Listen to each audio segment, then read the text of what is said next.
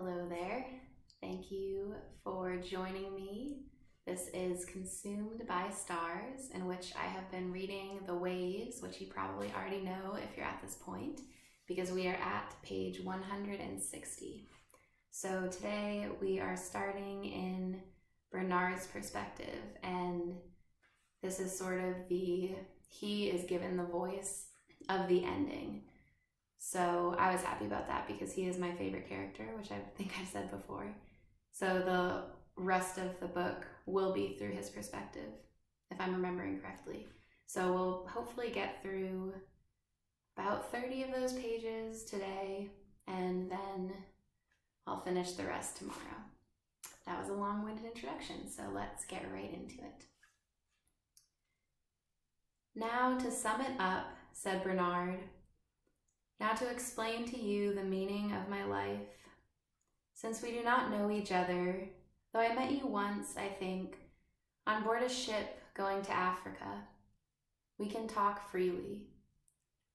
The illusion is upon me that something adheres for a moment, has roundness, weight, depth, is completed. This, for the moment, seems to be life, my life. If it were possible, I would hand it to you entire. I would break it off as one breaks off a bunch of grapes. I would say, take it. This is my life. But, unfortunately, what I see, this globe full of figures, you do not see. You see me sitting at a table opposite you, a rather heavy elderly man, gray at the temples. You see me take my napkin and unfold it. You see me pour myself out a glass of wine. And you see behind me the door opening and people passing. But in order to make you understand, to give you my life, I must tell you a story. And there are so many and so many stories of childhood, stories of school, love, marriage, death, and so on. And none of them are true. Yet, like children, we tell each other stories, and to decorate them, we make up these ridiculous, flamboyant, beautiful phrases. How tired I am of stories. How tired I am of phrases that come down beautifully with all their feet on the ground. Also, how I distrust neat designs of life that are drawn upon half sheets of notepaper.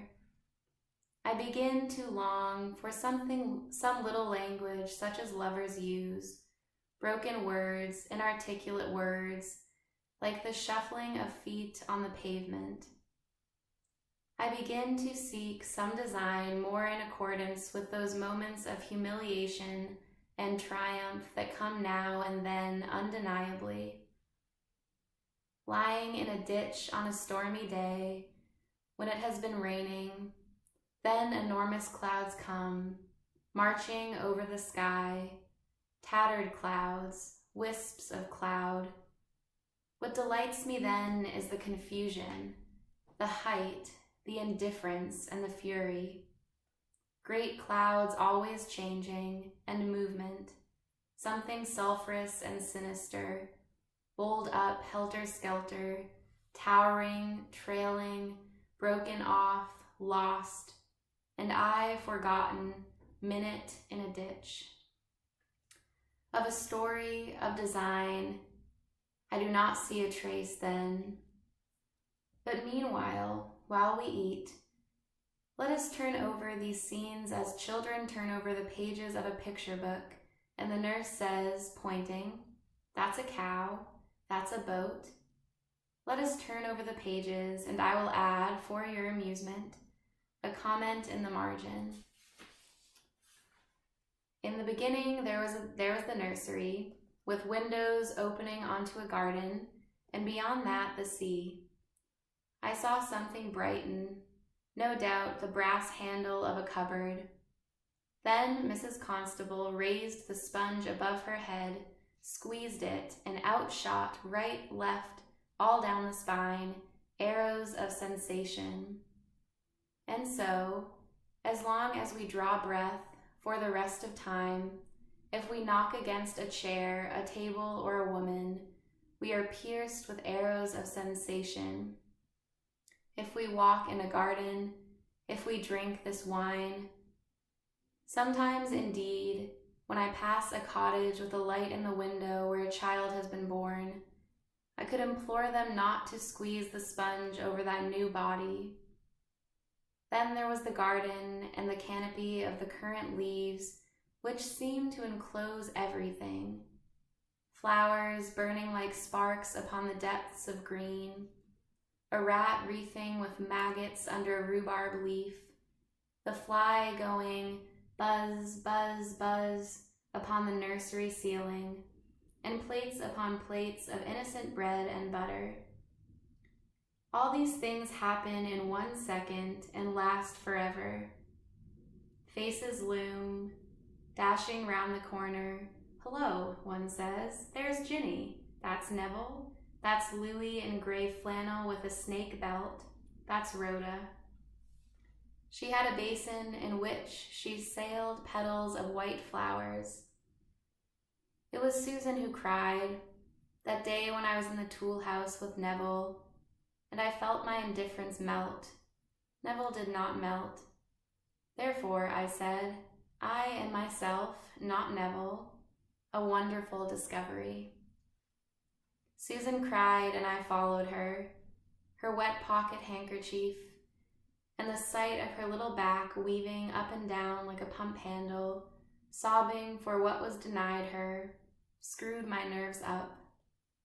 That is not to be borne, I said, as I sat beside her on the roots that were hard as skeletons. I then first became aware of the presence of those enemies who change, but are always there, the forces we fight against. To let oneself be carried on passively is unthinkable. That's your course, world, one says. Mine is this. So, let's explore, I cried, and jumped up and ran downhill with Susan and saw the stable boy clattering about the yard in great boots. Down below, through the depths of the leaves, the gardeners swept the lawns with great brooms. The lady sat writing. Transfixed, stopped dead, I thought. I cannot interfere with a single stroke of those brooms. They sweep and they sweep, nor with the fixity of that woman writing. It is strange that one cannot stop gardeners sweeping, nor dislodge a woman. There they have remained all my life. It is as if one had woken in Stonehenge, surrounded by a circle of great stones, these enemies, these presences. Then a wood pigeon flew out of the trees. And being in love for the first time, I made a phrase, a poem about a wood pigeon. A single phrase, for a hole had been knocked in my mind, one of those sudden transparencies through which one sees everything. Then more bread and butter and more flies droning round the nursery ceiling, on which quivered islands of light, ruffled, opalescent, while the pointed fingers of the lustre dripped blue pools on the corner of the mantelpiece.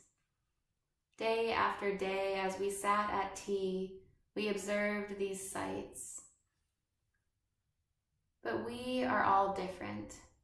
The wax, the virginal wax that coats the spine, melted in different patches for each of us. The growl of the boot boy making love to the tweenie among the gooseberry bushes, the clothes blown out hard on the line, the dead man in the gutter, the apple tree stark in the moonlight, the rats swarming with maggots, the luster dripping blue. Our white wax was streaked and stained by each of these differently. Louis was disgusted by the nature of human flesh, Rhoda by our cruelty. Susan could not share. Neville wanted order, Ginny love, and so on. We suffered terribly as we became separate bodies. Yet I was preserved from these excesses and have survived many of my friends, am a little stout, gray, rubbed on the thorax as it were, because it is the panorama of life, seen not from the roof, but from the third-story window, that delights me. Not what one woman says to one man, even if that man is myself. How could I be bullied at school, therefore? How could they make things hot for me? There was the doctor lurching into chapel, as if he trod a battleship in a gale of wind, shouting out his commands through a megaphone, since people in authority always become melodramatic. I did not hate him like Neville or revere him like Louis. I took notes as we sat together in chapel. There were the pillars, shadows, memorial brasses, boys scuffling and swapping stamps behind prayer books, the sound of a rusty pump, the doctor booming about immortality and quitting ourselves like men, and Percival scratching his thigh. I made notes for stories, drew portraits in the margin of my pocketbook, and thus became still more separate. Here are one or two of the figures I saw. Percival sat staring straight ahead of him that day in chapel. He also had a way of flicking his hand to the back of his neck. His movements were always remarkable. We all flicked our hands to the back of our heads, unsuccessfully. He had the kind of beauty which defends itself from any caress.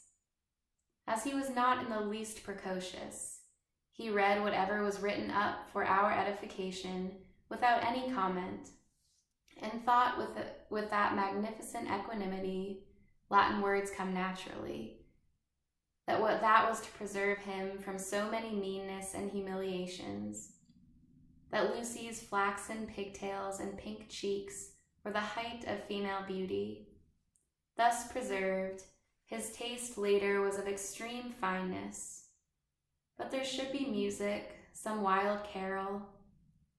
Through the window should come a hunting song from some rapid, unapprehended life, a sound that shouts among the hills and dies away. What is startling, what is unexpected, what we cannot account for, what turns symmetry to nonsense, that comes suddenly to my mind, thinking of him. The little apparatus of observation is unhinged. Pillars go down, the doctor floats off. Some sudden exultation possesses me. He was thrown, riding in a race, and when I came along Shaftesbury Avenue tonight, those insignificant and scarcely formulated faces that bubble up out of the doors of the tube, and many obscure Indians and people dying of famine and disease, and women who have been cheated and whipped, dogs and crying children, all these seem to me bereft. He would have done justice. He would have protected. About the age of 40, he would have shocked the authorities. No lullaby has ever occurred to me capable of singing him to rest.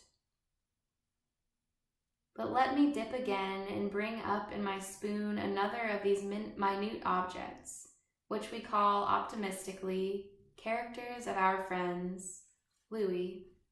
He sat staring at the preacher. His being seemed conglobulated in his brow, his lips were pressed, his eyes were fixed, but suddenly they flashed with laughter.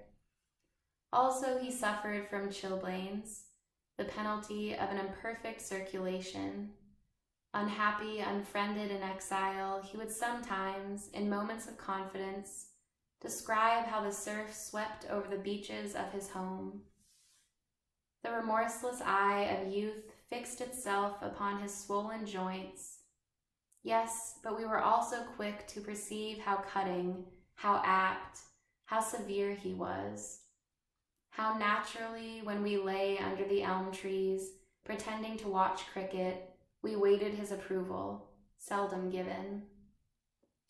His ascendancy was resented, as Percival's was adored.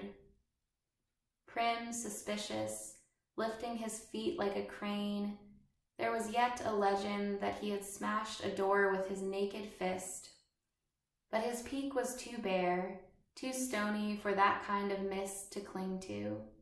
He was without those simple attachments by which one is connected with another. He remained aloof, enigmatic, a scholar capable of that inspired accuracy which has something formidable about it. My phrases, how to describe the moon, did not meet with his approval. On the other hand, he envied me, to the point of desperation, for being at ease with servants. Not that the sense of his own deserts failed him. He was commensurate with his respect for discipline, hence his success finally. His life, though, was not happy. But look, his eye turns white as he lies in the palm of my hand. Suddenly the sense of what people are leaves one. I return him to the pool where he will acquire luster. Neville next, lying on his back, staring up at the summer sky. He floated among us like a piece of thistledown, indolently haunting the sunny corner of the playing field, not listening, yet not remote. It was through him that I have nosed round without ever precisely touching the Latin classics, and have also derived some of those persistent habits of thought which make us irredeemably lopsided. For instance, about crucifixes, that they are marks of the devil. Our half-loves and half-hates and ambiguities on these points were to him indefensible treacheries. The swaying and sonorous doctor, whom I made to sit swinging with his braces over a gas fire, was to him nothing but an instrument of the Inquisition. So he turned with a passion that made up for his indolence upon Catullus, Horace, Lucretius, lying lazily dormant. Yes, but regardant, noticing with rapture cricketers, while with a mind like the tongue of an anteater, rapid, dexterous, glutinous, he searched out every curl and twist of those Roman sentences and sought out one person, always one person, to sit beside. And the long skirts of the master's wives would come swishing by, mountainous, menacing, and our hands would fly to our caps, and the immense dullness would descend unbroken, monotonous. Nothing, nothing, nothing broke with its fin that leaden waste of waters. Nothing would happen to lift that weight of intolerable boredom. The terms went on. We grew, we changed, for of course we are animals. We are not always aware by any means. We breathe, eat, sleep automatically. We exist not only separately, but in undifferentiated blobs of matter. With one scoop, a whole breakful of boys is swept up and goes cricketing, footballing. An army marches across Europe. We assemble in parks and halls and sedulously oppose any renegade, Neville, Louis, Rhoda, who sets up a separate existence. And I am so made that, while I hear one or two distinct melodies, such as Louis sings or Neville, I am also drawn irresistibly to the sound of the chorus, chanting its almost wordless, almost senseless song that comes across courts at night, which we hear now, booming round us as cars and omnibuses take people to theaters. Listen. The cars rush past this restaurant. Now and then, down the river, a siren hoots as a steamer makes for the sea. If a bagman offers me snuff in a train, I accept. I like the copious, shapeless, warm, not so very clever, but extremely easy and rather coarse aspect of things. The talk of men in clubs and public houses, of miners half naked in drawers, the forthright, perfectly unassuming, and without end in view except dinner, love, money, and getting along tolerably. That which is without great hopes, ideals, or anything of that kind. What is unassuming except to make a tolerably good job of it. I like all that. So I join them, when Neville sulked or Louis, as I quite agree sublimely, turned on his heel. Thus, not equally by any means or with order, but in great streaks, my waxen waistcoat melted, here one drop, there another. Now through this transparency became visible those wondrous pastures, at first so moon-white, radiant, where no foot has been, meadows of the rose, the crocus, of the rock and the snake too, of the spotted and swart, this embarrassing, the binding and tripping up. One leaps out of bed, throws up the window, with what a whir the birds rise. You know that sudden rush of wings, that exclamation, carol and confusion, the riot and babble of voices, and all the drops are sparkling, trembling, as if the garden were a splintered mosaic, vanishing, twinkling, not yet formed into one whole, and a bird sings close to the window. I heard those songs. I followed those phantoms. I saw Joan's, Dorothy's, Miriam's, I forget their names, passing down avenues, stopping on the crest of bridges to look down the river, and from among them rise one or two distinct figures. Birds who sang with the rapt egotism of youth by the window, broke their snails on stones, dipped their beaks in sticky, viscous matter, hard, avid, remorseless, Ginny, Susan, Rhoda. They had been educated on the East Coast or on the South Coast. They had grown long pigtails and acquired the look of startled foals, which is the mark of adolescence. Ginny was the first to come sidling up to the gate to eat sugar. She nipped it off the palms of one's hands very cleverly, but her ears were laid back as if she might bite. Rhoda was wild. Rhoda one never could catch. She was both frightened and clumsy. It was Susan who first became wholly woman, purely feminine. It was she who dropped on my face those scalding tears which are terrible, beautiful, both, neither. She was born to be She was born to be the adored of poets, since poets require safety.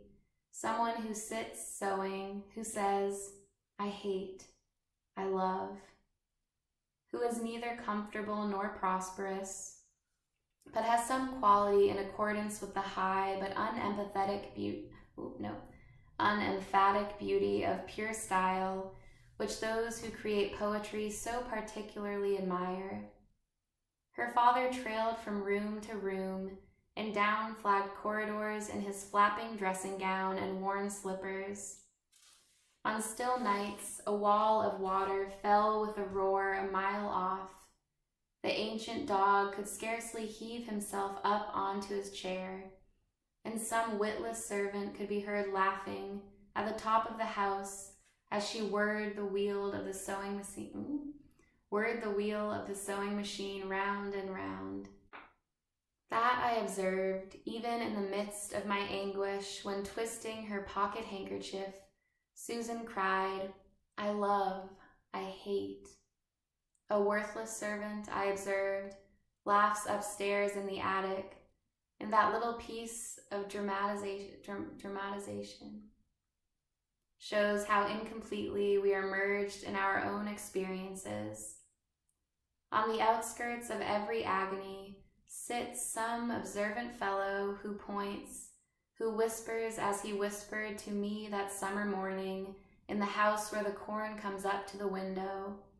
The willow grows on the turf by the river. The gardeners sweep with great brooms, and the lady sits writing.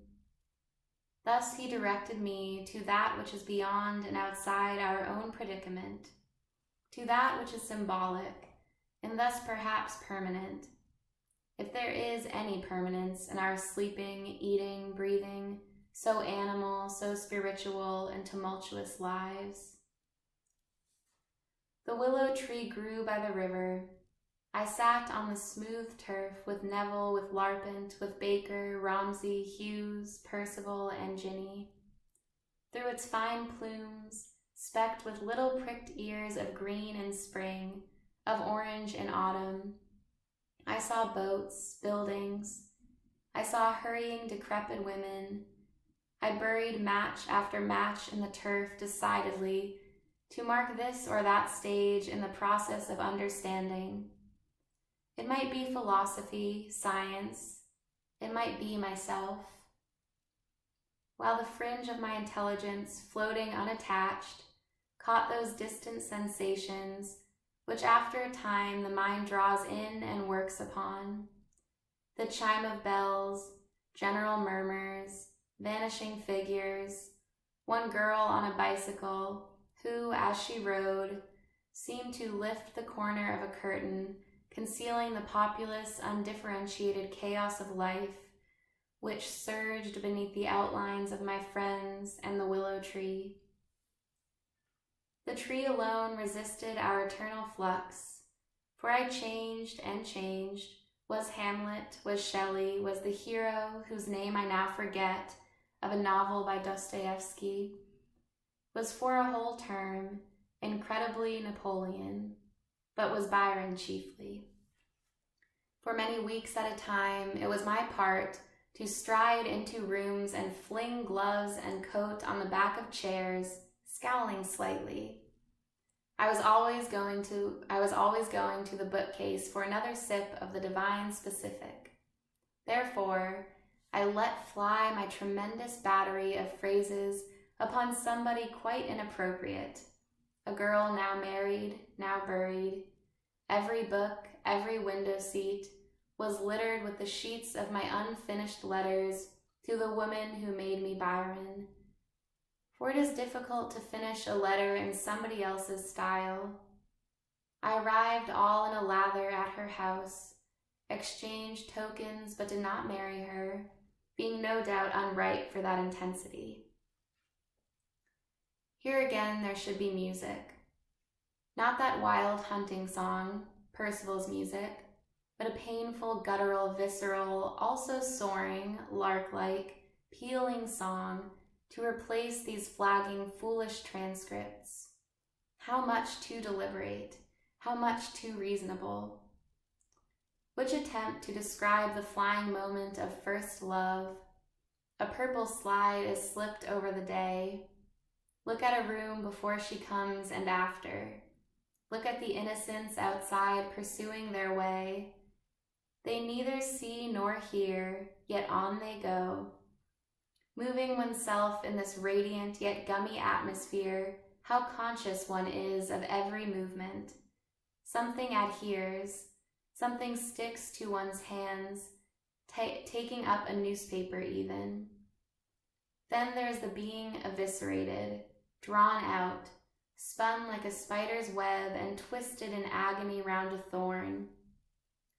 Then a thunderclap of complete indifference, the light blown out, then the return of measureless, irresponsible joy. Certain fields seem to glow green forever, and innocent landscapes appear as if in the light of the first dawn. One patch of green, for example, up at Hampstead, and all faces are lit up, all conspire in a hush of tender joy, and then the mystic sense of completion, and then that rasping dogfish skin-like roughness. Those black arrows of shivering sensation when she misses the post, when she does not come. Outrush a bristle of horned suspicions, horror, horror, horror. But what is the use of painfully elaborating these consecutive sentences when what one needs is nothing consecutive but a bark, a groan? and years later, to see a middle-aged woman in a restaurant taking off her cloak. But to return, let us again pretend that life is a solid substance, shaped like a globe, which we turn about in our fingers. Let us pretend that we can make out a plain and logical story, so that when one matter is dispatched, love for instance, we go on, in an orderly manner, to the next. I was saying there was a willow tree. Its shower of falling branches, its creased and crooked bark, had the effect of what remains outside our illusions, yet cannot stay them, is changed by them for the moment, yet shows through stables still, and with a sternness that our lives lack. Hence the comment it makes, the standard it supplies, and the reason why, as we flow and change, it seems to measure. Neville, for example, sat with me on the turf, but can anything be as clear as all that? I would say, following his gaze through the branches to a punt on the river, and a young man eating bananas from a paper bag. The scene was cut out with such intensity and so permeated with the quality of his vision that for a moment I could see it too, the punt, the bananas, the young man, through the branches of the willow tree. Then it faded. Rhoda came wandering vaguely. She would take advantage of any scholar in a blowing gown or a donkey rolling the turf with slippered feet to hide behind. What fear wavered and hid itself and blew to a flame in the depths of her gray, her startled, her dreaming eyes. Cruel and vindictive as we are not bad to that extent. We have our fundamental goodness, surely, or to talk as I talk freely to someone I hardly know would be impossible. We should cease. The willow, as she saw it, grew on the verge of a gray desert where no birds sang. The leaves, shriveled as she looked at them, tossed in agony as she passed them. The trams and omnibuses roared hoarse in the street, ran over rocks and sped foaming away. Perhaps one pillar, sunlit, stood in her desert by a pool where wild beasts come down stealthily to drink. Then Ginny came. She flashed her fire over the tree. She was like a crinkled poppy, febrile, thirsty with the desire to drink dry dust. Darting, angular, not in the least impulsive, she came prepared. So little flames zigzag over the cracks in the dry earth.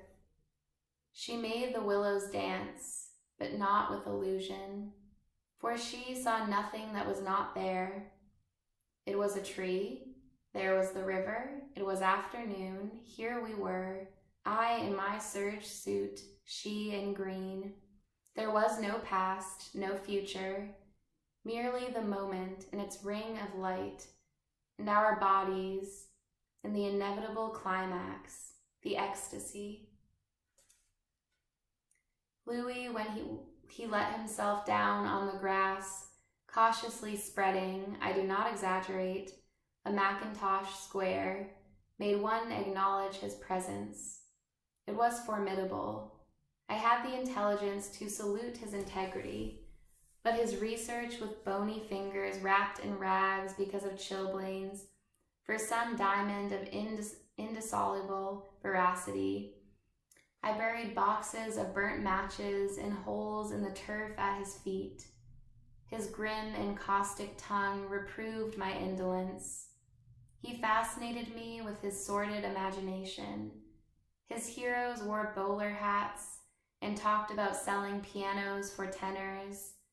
Through his landscape, the tram squealed. The factory poured its acrid fumes. He haunted mean streets and towns where women lay drunk, naked, on counterpanes on Christmas Day. His words falling from a shot tower hit the water, and up it spurted. He found one word, one only for the moon. Then he got up and went. We all got up, we all went. But I, pausing, looked at the tree, and as I looked in autumn at the fiery and yellow branches, some sediment formed. I formed. A drop fell. I fell. That is, from some completed experience I had emerged. I rose and walked away. I, not Byron, Shelley, Dostoevsky, but I, Bernard. I even repeated my own name once or twice. I went swinging my stick into a shop and bought, not that I love music, a picture of Beethoven in a silver frame. Not that I love music, but because the whole of life, its masters, its adventurers, then appeared in long ranks of magnificent human beings behind me, and I was the inheritor, I the continuer, I the person miraculously appointed to carry it on. So swinging my stick, with my eyes filmed, not with pride, but with humility rather, I walked down the street. The first whir of wings had gone up, the carol, the exclamation, and now one enters. One goes into the house, the dry, uncompromising, inhabited house, the place with all its traditions, its objects, its accumulations of rubbish, and treasures displayed upon tables. I visited the family tailor, who remembered my uncle. People turned up in great quantities, not cut out like the first faces, Neville, Louis, Ginny, Susan, Rhoda, but confused, featureless, or changed their features so fast that they seemed to have none. And blushing yet scornful, in the oddest condition of raw rapture and skepticism, I took the blow, the mixed sensations, the complex and disturbing and utterly unprepared for impacts of life all over in all places at the same time.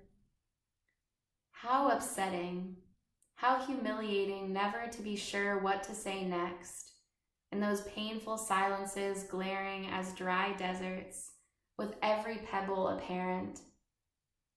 And then to say what one ought not to have said, and then to be conscious of a ramrod of incorruptible sincerity, which one would willingly exchange for a shower of smooth pence, but could not, there at that party, where Ginny sat quite at her ease, rayed out on a gilt chair. Then says some lady with an impressive gesture, "Come with me." She leads one into a private alcove and admits one to the honor of her intimacy. Surnames change to Christian names to nicknames. What is to be done about India, Ireland, or Morocco? Old gentlemen answer the questions, standing decorated under chandeliers. One finds oneself surprisingly supplied with information. Outside, the undifferentiated forces roar. Inside, we are very private, very explicit. Have a sense, indeed, that it is here, in this little room, that we make whatever day of the week it may be, Friday or Saturday. A shell forms upon the soft sole, nacreous, shiny, upon which sensations tap their beaks in vain. On me it formed earlier than on most. Soon I could carve my pear when other people had done dessert. I could bring my sentence to a close in a hush of complete silence. It is at that season, too, that perfection has a lure. One can learn Spanish, one thinks, by tying a string to the right toe and waking early. One fills up the little compartments of one's engagement book with dinner at 8, luncheon at 1:30. One has shirts, socks, ties laid out on one's bed. But it is a mistake, music, this extreme precision, this orderly and military progress, a convenience, a lie. There is always deep below it, even when we arrive punctually at the appointed time with our white waistcoats and polite formalities, a rushing stream of broken dreams, nursery rhymes, street cries, half-finished sentences and sights, elm trees, willow trees, gardeners sweeping, women writing, that rise and sink, even as we hand a lady down to dinner.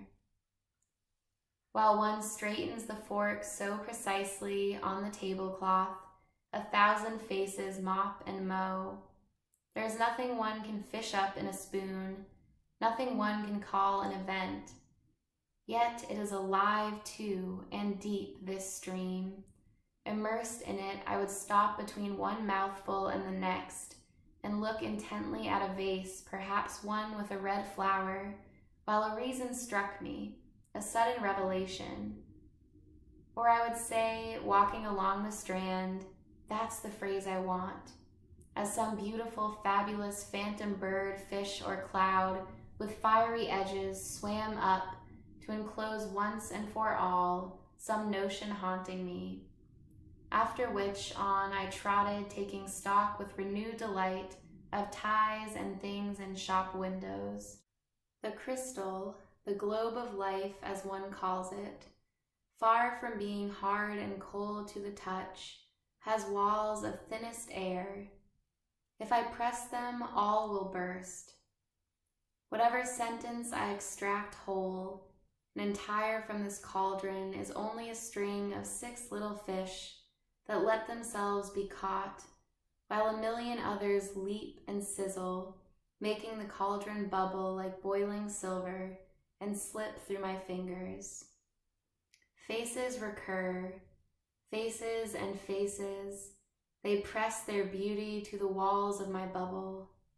Neville, Susan, Louis, Ginny, Rhoda, and 1,000 others. How impossible to order them rightly, to detach one separately, or to give the effect of the whole, again like music. What a symphony with its concord and its discord, and its tunes on top and its complicated bass beneath, then grew up. Each played his own tune, fiddle, flute, trumpet, drum, or whatever the instrument might be.